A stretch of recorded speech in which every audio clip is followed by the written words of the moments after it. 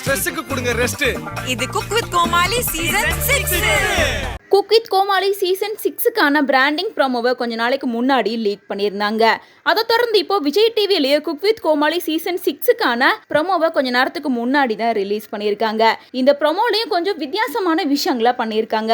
அதாவது எப்பவுமே cook with கோமாளி செட்டுக்குள்ள இருக்கிற மாதிரியான ப்ரோமோ வீடியோ தான் வரும். ஆனா இந்த முறை ஸ்ட்ரீட்லயே ஒரு ப்ரோமோவை ஷூட் பண்ணியிருக்காங்க. பிக் பாஸ்ல விஜய் சேதுபதிக்கு எப்படி பில்டப் பண்ணாங்களோ அதே மாதிரி பப்ளிக் ஒப்பீனியனையும் இந்த சீசன் 6க்கான ப்ரோமோல காமிச்சிருக்காங்க. ஒருத்தவங்க தண்ணி கடத்த தூக்கிட்டு போயிட்டு இருக்கும் போது 5 வருஷமா அரைச்சமாவே தான் திரும்ப அரைச்சிட்டு இருக்கீங்க, காமெடி குக்கிங்னு சொல்லிட்டு வேற என்ன வித்தியாசமா பண்ண போறீங்க அப்படின்னு கேட்க, வழக்கமா குக் வித் கோமாளிக்கு அப்படின்னு செய்யப்பட்ட எவர் கிரீன் கோமாளிஸான சுனிதா, புகழ், ராமர், தங்கதுரை, சரத் அப்படின்னு சொல்லி இவங்க எல்லாருமே மூஞ்சிய தொங்க போட்டுறாங்க. அது மட்டும் இல்லாம ஸ்ட்ரெஸ்ஸுக்கு கொடுங்க ரெஸ்ட், நாங்க ரொம்ப வித்தியாசமாவும் புதுசாவும் வர போறோம் அப்படின்ற மாதிரி அப்டேட் கொடுத்திருக்காங்க.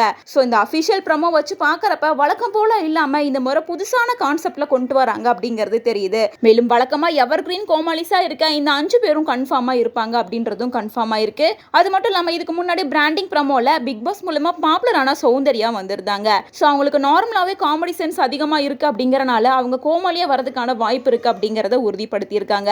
நம்ம முன்னாடி சொல்லியிருந்த மாதிரி இந்த மாசத்தோட 2வது வாரத்துல ப்ரோமோவை ரிலீஸ் பண்ணிட்டாங்க. இந்த மாத இறுதிக்குள்ளாரையே குக் வித் கோமாளி சீசன் 6ஐயும் ஸ்டார்ட் பண்ணிடுவாங்க. அது மட்டும் இல்லாம அடுத்து கோமாளியா யார் வர போறாங்க, புதுசா கண்டஸ்டன்ஸ் யாரெல்லாம் வர போறாங்க, ஜட்ஜஸ் யாரெல்லாம் இருக்க போறாங்க அப்படின்ற அப்டேட்டை இதுக்கப்புறமா தான் 1 by 1 ரிவீல் பண்ணுவாங்க.